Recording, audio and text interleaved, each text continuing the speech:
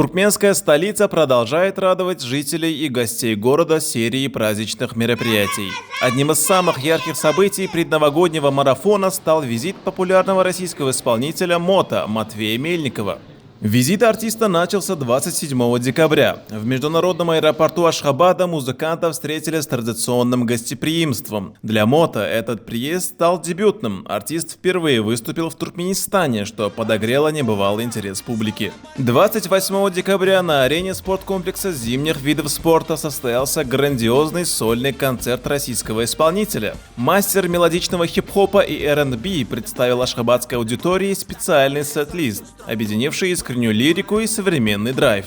Тысячи зрителей в унисон с артистом исполняли хиты, долгое время возглавлявшие топ-чарты, такие как «Капкан», «Абсолютно все», «Соло», «По душам», «Август – это ты» и другие знаковые композиции. Энергетика шоу и живое общение музыканта с залом добавили ярких красок в предновогоднюю атмосферу столицы. Погружение в культуру Туркменистана продолжилось и за пределами концертной площадки. На следующий день после выступления команда российского артиста отправилась на большую экскурсию по ключевым достопримечательностям Ашхабада. Первым пунктом маршрута стал обновленный монумент нейтралитета, символ миролюбивого внешнеполитического курса страны.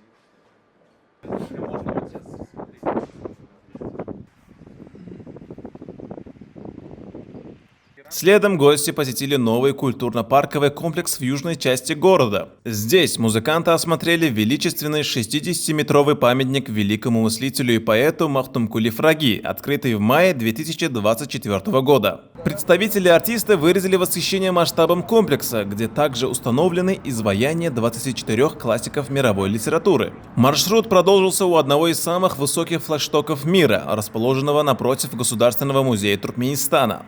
Масштабы архитектурного ансамбля столицы и ее белоснежный облик произвели на гостей глубокое впечатление.